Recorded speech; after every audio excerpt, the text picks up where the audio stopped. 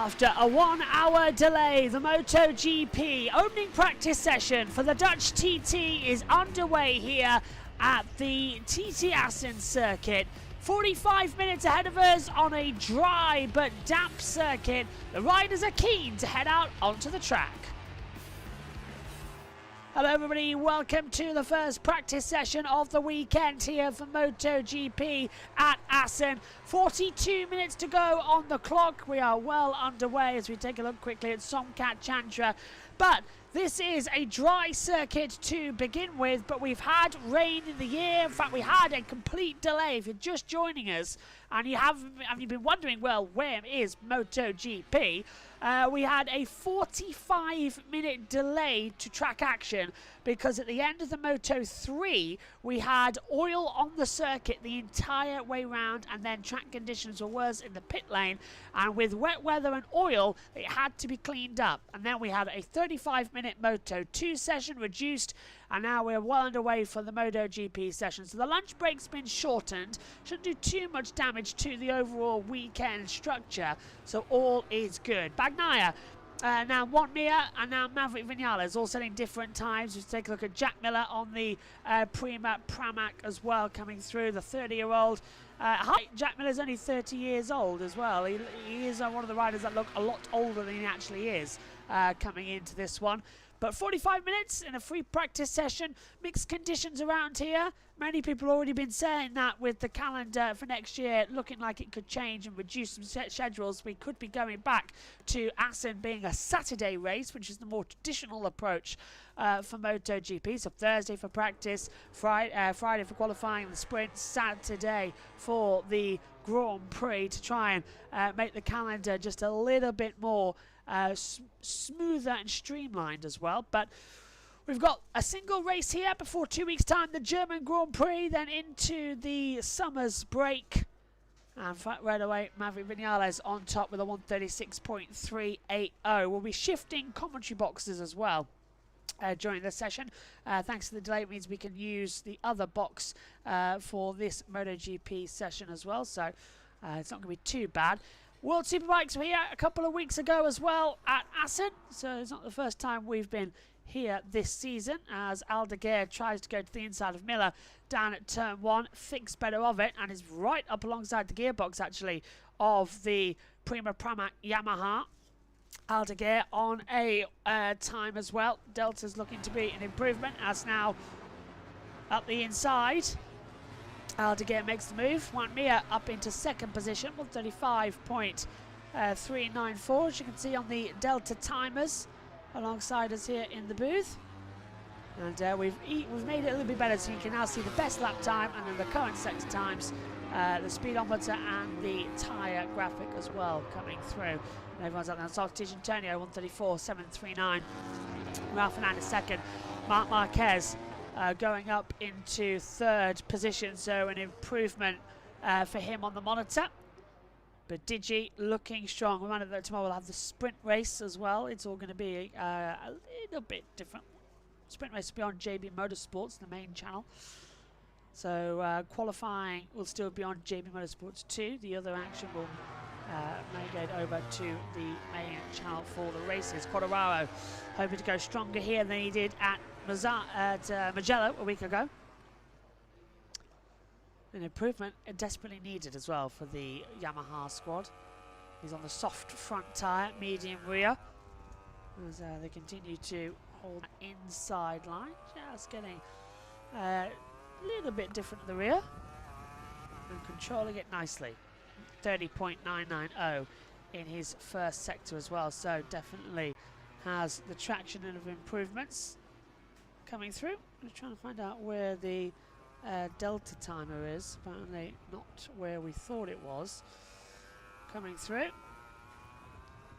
We'll have Susie Perry and the team during the break while we get our systems. Oh, big one there! Is that Marc Marquez? It is! Well, it's very rare to see Marc go down on a Ducati. He's thrown it down to the last two corners. He's up, walking away straight away. It's down at turn 15. And he's had to take his glove off straight away. So he's okay, doesn't need the splinter board. But Marc Marquez down. Let's take a look. So through 15 is the left-hander before the final corner. Rear steps out. Did well not to high-side it, actually. Just have a normal fall through the gravel. But that's going to hurt Marc just a tiny bit. He'll feel a bit sore. It won't hurt too much. But, yeah, just took his glove off and checked his hand was okay because it barreled him in. All there. It did well. If that was a high side, it would have been a biggie because that's going full throttle down to the braking zone. Just managed to loop it back around, but it's rare to see such a mistake from Marc Marquez at what is arguably a simple part of the circuit. The rear just stepped out on him coming through. You can see the lap times getting cancelled now on your screens as the yellow flag's still out there in that fourth sector. I doubt they'll red flag right now. Yeah, just a small little bit off the circuit to come through.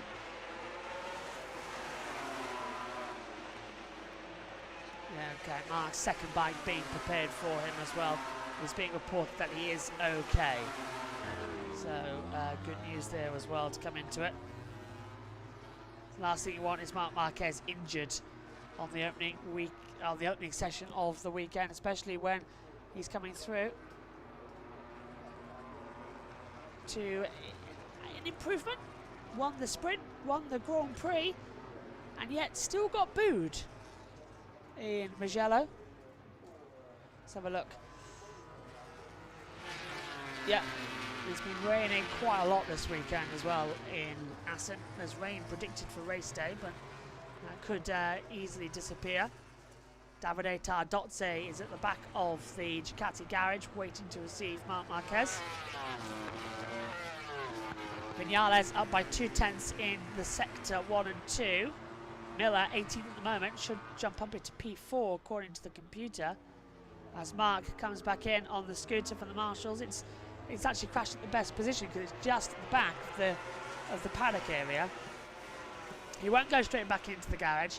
He's speaking now. Davide Tardozzi, we're going to have a look. And Marc has actually gone back to his trailer. So he's not gone straight back to the garage like we thought he would. Let's take another look at it. So elite angle's fine through 13. That's where Lorenzo crashed about 12 years ago in that wet practice one. Yeah, he did well not to high side it. The rear steps out, controls it. Yeah, it is at the Ramshook as well, where he's gone down. Fast crash. And he knows how important that is to not damage your bike early on. Gigi Delineo saying he's going to be out the back here. That's where Davide Tardozzi is. And yeah, the big bosses of Ducati are now going to talk to Marc Marquez. That's quite unusual actually as well. If that was Pecco Bagnaia, they wouldn't be doing that. But considering it's Marc Marquez, it's all hands on deck. Let's make sure the superstar isn't injured. But yeah, that's a bit of a new one on me. Don't usually see many people wanting to dive in and out as the two KTMs do battle. That is Maverick Vinales alongside Enea Bastianini. So it's the Tech 3 KTM, not the factory runners of the Red Bull KTMs. This is Red Bull KTM Tech 3. So same bikes, but different teams across the board. Ideally, they just run 4 bikes. It's a bit of a confusion as to who's where and when compared to them all, but it kind of works out and kind of makes a bit more sense as well as Marco Bezzecchi controls that line. Miller is into the pit lane. Acosta's done a 133. 133. Can't see on the board. 133.938. So shoots up ever so slightly on the board for an improvement. As the KTM still run together. Rafa Fernandez up to 7th position, and there's a lot of traffic. Bagnaia with Quartararo, and then in front is Marco Bezzecchi, and Rins just behind them.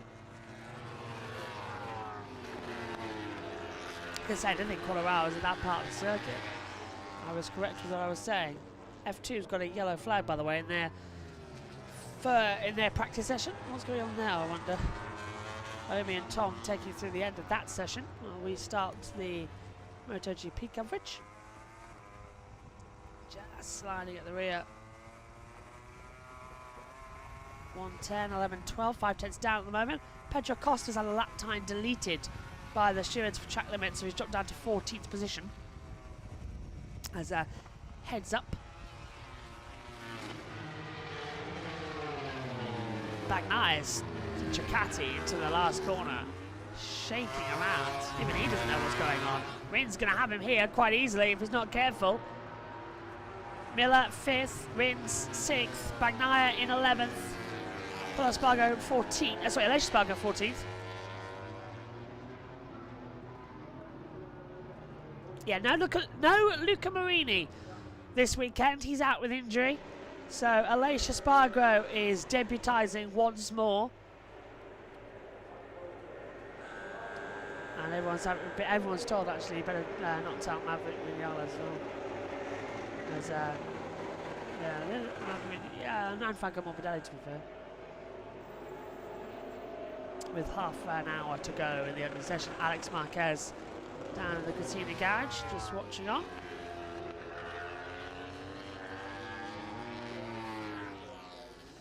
Oh. Okay, so Dr. Angel Charte has gone to check on Marquez in the Ducati truck, we've just been told as well. So the doctor's gone to check on him as well. Interestingly, that just want to check everything's okay with that hand, presumably. Because it was a fast accident down on the deck. Wonderful camera angle shot there as we watch Rins and Bagnaia. Rins is 6th, Bagnaia is 11th. Flash through. And they're holding together nicely. Into the last corner, the chicane here. Should be a smoother run as they exit over the line. And Pecco Bagnaia, fastest, 133.135. Alex Rins, 3rd on a 133.272. So big improvements coming in. Half an hour to go. Giuseppe Dell'Ineo watching on, looking okay. Songkat Chantra enters the pit lane, 22nd at the moment out of the 22 runners. Pulls in. And what's this? The Asian Talent Cup applications for the 2026 grid is now open. Sign up until the 20th of July for the road to MotoGP. Of course, the big thing we should be talking about while we've got a little bit of a lull with everybody coming into the pit lane, only Bagnaia and Rins out there on cool-down laps, the Liberty Media acquisition of MotoGP has now been confirmed and will go ahead. So Liberty Media will own MotoGP, Moto2, Moto3, Moto-E, the Asia Talent Cup, the British Talent Cup, as well, the Red Bull Rookies Cup, World Superbikes, World Supersport, World Supersport 3000, and the Women's Circuit Racing Championships as well. So, plus along to that, Formula 1, Formula 2, Formula 3, and F1 Academy. Liberty Media have got the monopoly on 2- and 4-wheel racing. The European Council were very much wanting to investigate if it would be legal. They found no issues. It's going to be 2 completely separate entities. And ergo, it is going to be okay, and has been deemed okay as well by the teams. Bagnaia into the pit lane as well. And now the track force silent. We'll hand down to Susie Perry in about 30 seconds' time and have a word with her about the situation out here on the circuit. I'm hoping that works to come through. Always been difficult actually when we have to adjust it and get it sorted.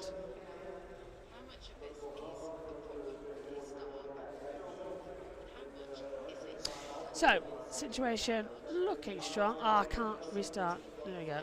There we go. Right, let's head down to Susie Perry now on TNT as we get the action going. So the reason is that Pecco's riding style does not suit the 2025 Ducati. The small, we know they're not major changes, but the changes they've made, whatever it is with the, you know, the engine inertia or you know, it sounds.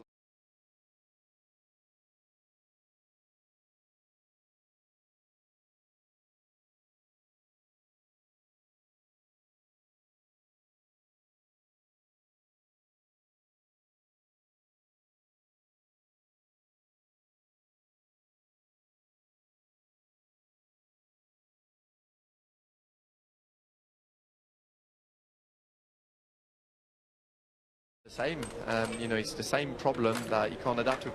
One thing I'd say though is that around here in Assen, it's a lot more flowy and there's a lot less, except turn one basically, there's a lot less hard braking, and he's still, we're going to see the crash again. Oh, it's horrible, isn't it? Watch his hand there, as he hits the gravel. Smack his hand and the shoulder as well. When he walked back in the track, his arm was sort of like... It looked wrong, didn't it? Wrong, yeah. So let's hope there's no injury with the shoulder as well. And obviously taking the glove like that off immediately, it normally means you can feel sharp pain, so you want to take it off and have a look at what it is. Didn't look like there was any cut or anything like that, any sort of flesh wound. So, you know, this, and his hand looked a bit funny, like the two fingers on the left. So probably didn't dislocate them or... It's a bit weird, that one. It looks like it breaks traction at about his little finger there looks 200 kilometers an hour. So what's that? That's about what? About 110? 120 mile an hour, is it? Yeah, it's a big. He got slapped onto the ground, didn't he? Yeah. Yeah, so Pecco around here, obviously great record, winning the last, is it the last three? Last three, yeah. Yeah, so great record, but... And he got his first win here, of course. He loves this place. I mean, I wasn't joking about the tattoo. He has got it tattooed on his arm. Yeah, he loves so, it so much. You know, we've been saying it last week in Mugello, and we've said it in the past, you know, this is another chance for him, like genuinely another chance of, you know, getting on the top step again. So let's see.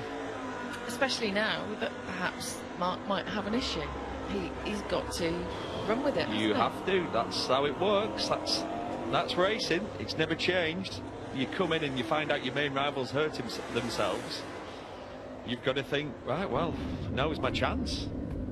As harsh as that sounds, that's what we're talking about. I mean, he's got a cushion. He's got a full weekend's cushion. If you do the maximum you can score over a weekend with winning the sprint and the Grand Prix on Sunday is 37 points. So he's got a full weekend cushion. We've got a weekend off after this. Yep. Let's say if he doesn't race, and then it's off to Germany and Czech Republic back to back. So worst case scenario is if he can't race, and I know obviously loads of, you can say no point in speculating, but let's just say he can't, then he will turn up to Germany in 3 weeks' time as the championship leader still. Yeah, absolutely, with that good cushion as well. That's a good sign. Here we go. New gloves and new knee sliders. Yeah, that is a really positive prepping sign. to go out again. Okay, so that's good news. Hopefully we'll see Mark. Did you see how nervous that Yamaha looked then? Here he is. Now that's very, very good news. Swap the chute. He looks shaken though. Yeah, he looks shaken, but it looks like he's ready to go again. So that would mean no major injury. Anybody would be shaken from what just happened, but because it's Mark, it's quite a big one. You know, you're like, oh, he's shaken. He's shaken. Of course he's shaken. Yeah. Thrown off his bike, but it's Mark. So I get it. Yeah. Yeah. So all eyes on Mark then. He looks. Yeah, he's done. He's saying he's definitely something going on. It's almost like hand, I've lost feeling in my hand. I banged my elbow, and then I like the nerve. Yeah, that's what you'd say. Oh, he's smiling. I tell you, that look. I honestly, I had a feeling that was his weekend over. I just had because we see him crash so many times, and he's made a Teflon. He just bounces, doesn't he, and just walks off. And he does. Yeah, you rarely see him hurt. You know, he normally just bounce off, run back to the pits, and he will also he hides anything. Exactly. Hides any problem that he has. He used to not go to the Clinico when it was run by Italians because he didn't want the Italian riders, i.e. Valentino Rossi, to know how damaged he was, so he wouldn't go. I mean, that's the make of Mark. And there we are, zooming in on the hand. Well, Sylvan in his prime was never out of the medical centre. He used to go there all the time. Yeah, he loved the massage. So that's the news. See, I don't know why he's shaking. It's a big crash. Huge crash. Good morning, wake up. I'd love, I've said this before in coach, I'll say it again. I'd love, this will sound awful how I'm going to say this, I'd love you to experience that, Susie. I'd love Gav to experience it, because Gav, and no offence, and I don't mean it like you can't talk about motorcycle racing because you've not experienced a crash. I'd just love you to feel one of them. I know, obviously, M-Lab's felt it. Michael is in here. Michael's laughing. Sylvan knows what that feels like. What we could do is you could take us in a truck. What a feature. What a good feature. And put the door and just throw us out at, you know, 200 miles an hour. What do you How think? about that? Gav, are you up for that? Gav's giving me thumbs up. So, Susie, are you up for it? Of course I am, yeah. What, pillion ride and just high side on purpose? No, I think out the back of a truck would be a better... You think? Yeah, because I don't want to crash. I don't want to be involved. I don't know what it feels like. I used to always think that with like journalists that were hard on riders. I used to always think, oh, I'd like them just feel one crash. But we have come off bikes. We have a little bit of a sense of it, but obviously not. The only time Gav fell off, he was going that slow, he tipped over. You do need a certain speed. 0-1. They're the worst ones, aren't they, where you just fall off. Right, so Pecco Bagnaia is leading the way. I want to go back to that conversation, if we can, as Mark is about to go out. Pecco's on the way. About Fabio Quartararo, because well, it was Mark that happened actually when we were starting to have that conversation about his strong words, about very strong hinting that he wants the V4 for next year. He can't continue with what's happening this year. He's not seeing any results, and he needs them now. They had a bad weekend in Mugello. Really suffering, you know. Fabio just went back and back and back in the races and was really struggling with pace. So yeah, it was very frustrating racing weekend for them in Mugello. Obviously, as well, the lack of horsepower being highlighted in that massive straight. So yeah, I mean, it's not all bad. It was just yeah, they've come out of a bad week. Obviously, they were strong in Qatar, in Le Mans, in Jerez as well. But yeah, you get the feel that Fabio's looking forward to some more horsepower coming. Obviously, well, Mayo told us that the V4 was going to be wild-carded before the end of the year. So you know, there's signs that it's coming. But yeah, I think Fabio is wishing he'll be there. If he was there tomorrow, he would be happier. Yeah. It was sort of piling the pressure on Max Bartolini as well, who was the reason that he signed the contract. He talked him into the dream of the project and how it was going to work, and it sounded like Fabio was a bit disappointed that they hadn't quite met where they thought they would be at this stage. Yeah, you see, I'm actually slightly surprised because I think Yamaha are doing a fantastic job. Yeah, I do. They are throwing. It takes so much time. So much time. They're throwing the bells and whistles at it. And imagine swapping an engine configuration like that. It's a huge job. You have to redesign. Basically, you have to redesign the whole bike. The engine is completely different. The V4 is a lot narrower. It's longer. It sits differently in the frame. So you need a completely new bike. Nothing will fit. Nothing will fit. Literally, you know, you'd think, oh, it's just a straight swap. Just put the V4 instead of inline. Absolutely not. The bike will be completely different. The weight distribution, the way you put the tank, the ride height device as well will be different. Everything will be different. So huge job that they've taken on there, and that it's even already lapping on track is impressive. Yeah, it's very impressive. Yeah. But you can understand the frustration as he goes fastest. I also understand Fabio's position. He's the lead man, and all he's trying to do is keep his foot on the throttle, pressuring Yamaha. Yeah, okay, yeah. I know you're doing all this. It's not enough. We need more. We need more. We need more. Valentino used to do that, didn't he? All the time. He used to be vocal, and it's a way of keeping the pressure on the manufacturer. Especially on a big weekend that they're all looking at. Yeah. Yeah, absolutely. Hello, everyone. We're back in the box. What's going on here with our timing runs? There we go. So we're back in the main box now. Hello, everybody. So Quartararo still on top for Viñales second. Bagnaia third, Dijantonio in fourth, Rins fifth, Colorado just did a 1:32. And now Bezecchi, 1:32.912, as he goes to the inside of Aldeguer, and they both run wide in the first corner, and Aldeguer's furious with that, going like, what are you doing? But Bezecchi's not even looking at him on the monitor, so I'm not really surprised that was a situation that has developed for the stewards. Just having a look at our timing information from race control. It's a 1:32.912 for Bezecchi. Quartararo 1:32.956. Lap time cancelled for Pedro Acosta. Doctors and concussion specialists, can anyone yeah, so what's going on here? That's Simon Patterson, who's wanted a message about something as well coming through. Mark as well coming through. Evening, Michael. Evening, everybody. Adam says about the legendary TT Assen as well coming through. Mark, little bit of damage, but he's okay. He's back out on the circuit now, actually. We are watching. So Mark is back out onto the track. Looks to be A-OK, 100%.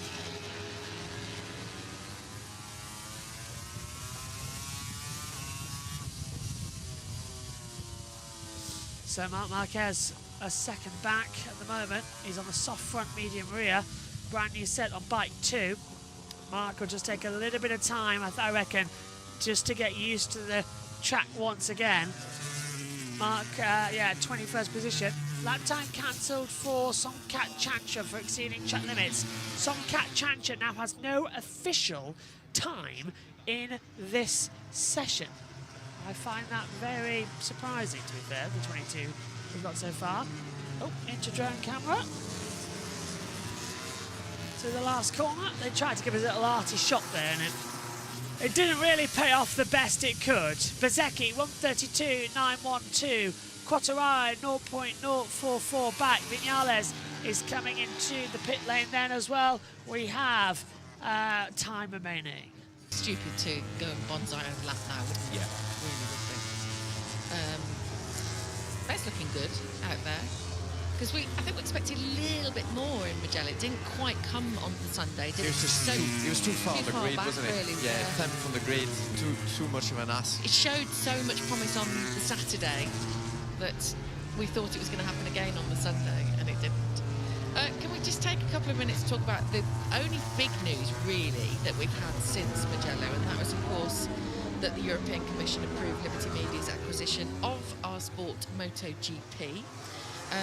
So they got approval on Monday from the European Commission to complete the acquisition of MotoGP rights holder Dorna. The deal is expected to close next week, which means that Liberty Media will acquire 84% of MotoGP rights holder Dorna Sports, with MotoGP management retaining the other further 16. What does that mean?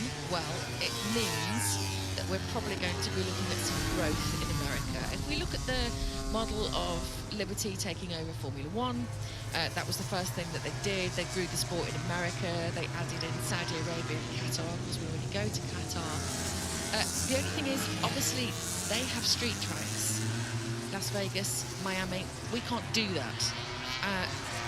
They're also talking about being closer to cities, which is better for everybody, better for audiences. So it's interesting to think what they could do. I suppose they'll be improving their side of it, their video pass, as they have done with Formula One. They threw in F1 TV, and that's all going really well for streaming. So there's things like that are going to change. But what they have got is a make, but I'm just talking about it because it's Liberty that are buying this, and they're buying this incredible world global star in Marc Marquez, who is about to, let's be honest, he's probably going to win the World Championship this year. And what an incredible story leading up to this year we've seen.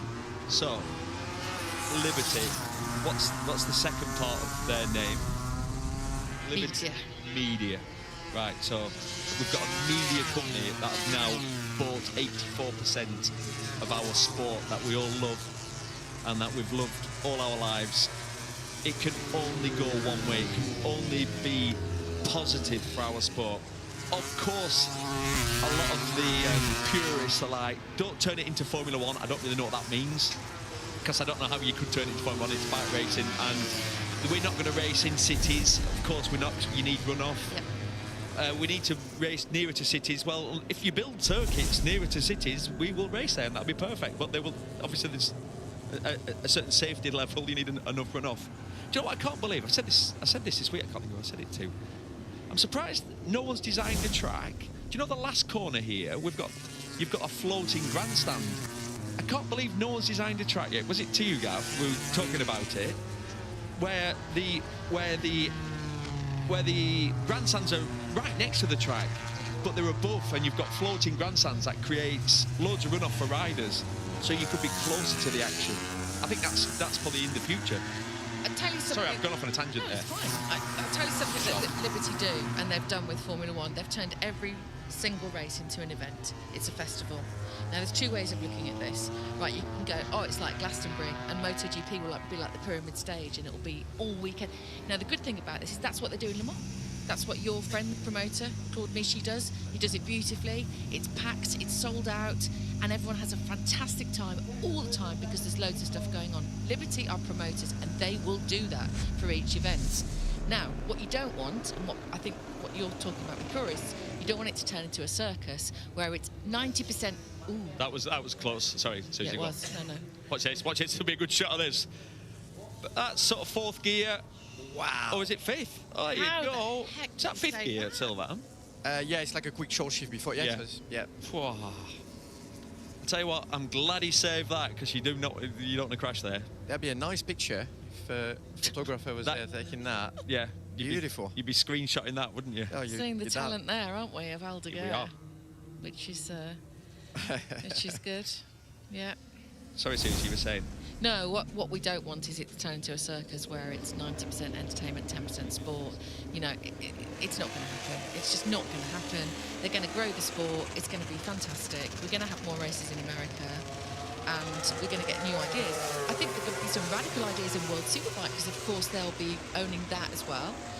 So I don't know what's going to happen in that situation, but I only see this as a positive thing. Same. I think they will look to maybe have two races in America at some point, but as we're all pretty aware, I know because I raced the championship out there is no other track right now that you could say you can clearly go to this track. Not ready. It's FIM sort of spec, enough runoff, the garage facilities. Do you know, strange, a lot of the tracks you go to in America don't have a real, let's say, a paddock pit infrastructure. It's even some good circuits, but there are no proper garages. It's quite a strange one. Well, the first thing they need to do is to grow Texas because it's too quiet and nobody comes. Yeah. Now, I did Formula One in Texas before Liberty came, and then I saw it when Liberty came the year later. It was unbelievable, the difference. And they will do that for MotoGP. Am I right they will create people and a buzz. Am I right in saying, Susie, then, so when you was there, there'd be like 50,000 people, and now there's like 400,000. Yeah, it's sold boomed. out. Sold out. It Yeah, you Can't can't. get tickets. And they've got the biggest stars in the world going at night and with the concerts, and it's fantastic, absolutely. And they will do that for Formula One, and it'll be better for fans because you will come. Not only will you see the greatest racing in the world. We're going to see it again. Okay. This is Fabian Al de Things like this. Completely down the deck. It saved it somehow. Look at that. That shot, for any rider, that's the shot you would have. If you're going to have a shot at home, on the wall, so when your mates come in, you go like, yeah, I did it every lap that. Is that on your Hinge profile, would you, Neil?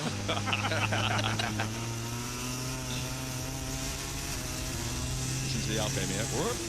Oh. I'll be going to the pits for a little sit down after that. There he is. He's laughing. He To be knows. 20 years old and fearless. That's exactly what he is, isn't it? He's so fearless. And ridiculously talented. Yeah, doing a great job. All the kids loving it. Fantastic. Superb. Start them off young. And hey, that is something Liberty will be trying to do. Creating a younger audience, Absolutely. which is what they've done with Formula One as well. Yeah. Massively. I know so many people. And telling the stories. I mean, there's so many stories that can be told there, and the characters, building the characters of the like they've done, you know, for the drivers. The Drive to Survive was the biggest The game team changer. managers, the whole. There's so many stories to tell, and I really hope they do that and go in depth with that, because these guys on those bikes are special. They're special people, special athletes, and there's a lot to tell about every one of them. So yeah, There is, and there's an argument, Sylvain, A lot to of say insight. that there's more stories and more characters here than they've got in Formula One, and look what they've been able to do with that by creating a new younger audience. And our sport needs that, because if you don't have a younger audience, the sport fades out with the audience, you know. So you've got to keep that going, and I think they will have fresh ideas, and they will come in, you know, with their skills and switch things up, and I think we'll see it reasonably quickly. Yeah, in certain areas. And do you know what? There will be a period, there'll be some decisions made that won't be liked. They'll change some things. But if you want to grow it, you're gonna have to make some big decisions. I think everybody needs to be a little bit open-minded, because it's happening. Anyway, that was the news of the week there. Yeah. Liberty Media. Look at this, the Yamaha. Super twitchy, really nervous. Yeah, not happy with that. But you'd think that the Yamaha should sit better around this track than it did last weekend. He's still not happy. Yeah, you would. But should do it. It's a big cooler temperature, and the nature of the track, you'd think so. But yeah, the bike there slightly shaking on the. Normally, I mean, that's a flat out. It's not even a corner. You just cut the curb a bit. You wouldn't even think about. You wouldn't actually. Believe it or not, it shows the difference between a MotoGP bike. Like a super bike, through that part of the track, you'd be able to relax. You'd be just banging the gears at it. Yeah. Wouldn't you? You'd fire it through that kink. On a GP bike, the Yamaha, which is known as a very nervous bike. That's why it's quite agile in places. You have to be precise with your movement and not use your upper body too much, because that can create the instability.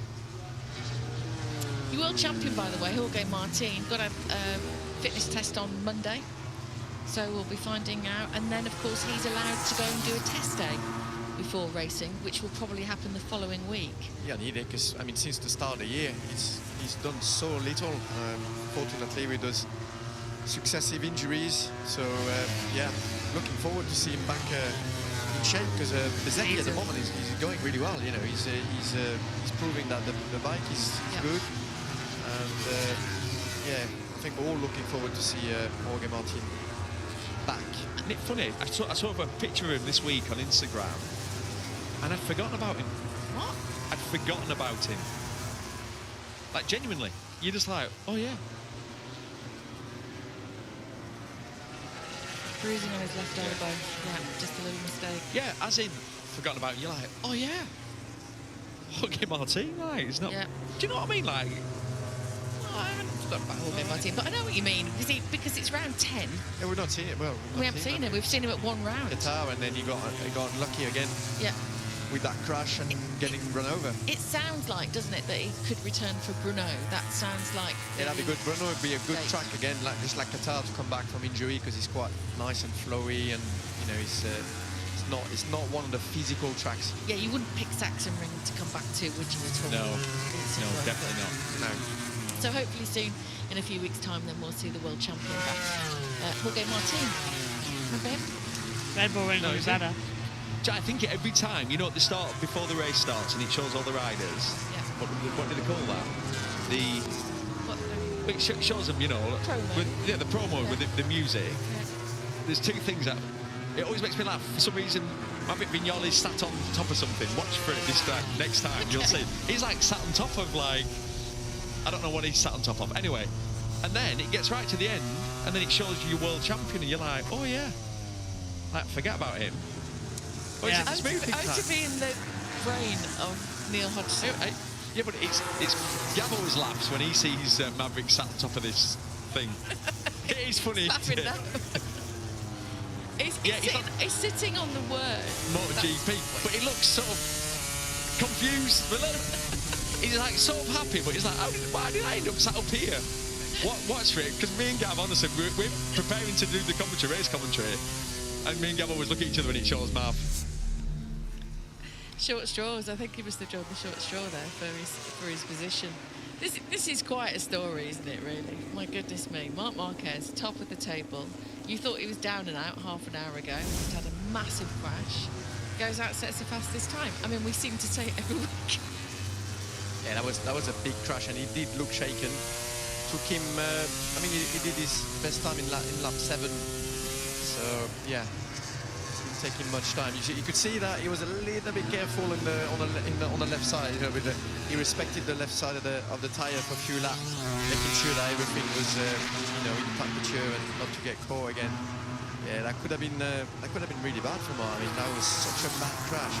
High speed, violent, being thrown out on his left side. But fortunately, no injury. I didn't realise the stat that he was so close, but if Marc wins the Grand Prix on Sunday, yeah, he equals Giacomo Agostini. That's right, 68 it'll be. I didn't realise that he was already that close to Giacomo. Yeah, and I thought Giacomo was closer to Valentino. Well, Giacomo's 68, Valentino Rossi is 89. Yeah. He's obviously the most winning rider of all time. In the Premier class. In the Premier class. So he's got 89 wins. 22 wins to go to equal Valentino. Yeah. For wins in the Premier class. Yeah. So it needs the next year to be able to equal. Isn't it interesting, or I find it interesting, that you talk to some people, say what Marc's on a decent lap, you'll talk to some people and they'll say, Ago's got, is it 15 world titles? Ago's got, I think it is. 13 plus 2. Yeah. Yeah, So, what he always said. And people say that, oh, he's obviously the greatest of all time, and he was absolutely incredible. I thought he had more Premier class wins. Yeah, but it was loads less races, wasn't it? In the calendar. Yeah, Probably. Well, yeah. I guess we've got 22 rounds now, and back then it was more like, what, 15? So Marc is on a set of used tyres. The tyres have got 11 laps, and he's doing this now. He's almost 3 times up on his best time. Marc Marquez to the top again, 132.216. After having a huge crash, so... You know, you have to doff your cap to him. He's extraordinary, the way he's redefined racing a motorcycle. He does it year in, year out. We talk about Toprak coming next year. Can he redefine, again, riding motorcycle? Because, you know, both of you think that he can't do what he does on the World Super bike, can't do that on a MotoGP bike, but his innate talent, he might just go on the bike and actually do it. He might be able to change it. We don't know that. We don't know that for sure. Which is the exciting bit about it. All we know is that he's got a very, very special talent, obviously, and that's it. So it'll be so exciting to see him on the GP bike next year. And it feels like it'll be good for us to talk about, because we've got the same rules and regulations obviously until 2027, and we've got Marc on the Ducati being able to ride it like no one else can.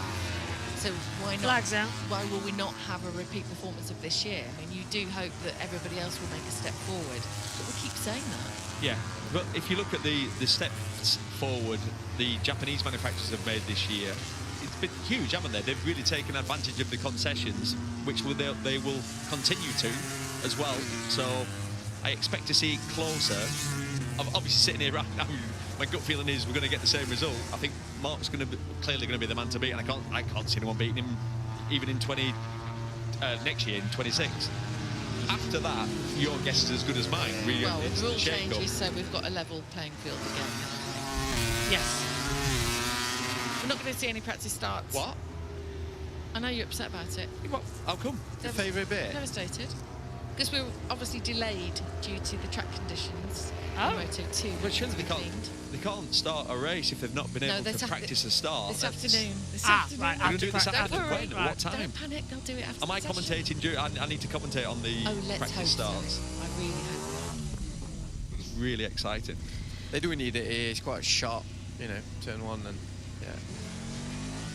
So that's technically it then. No practice starts on the grid for this one. That's not the best, but an understandable situation. Okay, so that's the end then of the session. Marc Marquez top for Maverick Vinales and Marco Bezzecchi. Pecco Bagnaia, Fabio Di Giannantonio, Fabio Quartararo, Alex Marquez, Jan Zarco, Fermin Aldeguer, Alex Rins, Pedro Acosta, Raul Fernandez, Franco Morbidelli, Jack Miller, Miguel Oliveira, Juan Mir. Then we get Neo Bashini, Lorenzo Salvadori, Ayagura, Brad Binder, Alex Rin, Aleix Spargo, and Som Kat Chantra. Confirmed that the session for the practice starts have been moved to this afternoon. Kind of expected that, to be fair. I'm not 100% liking it.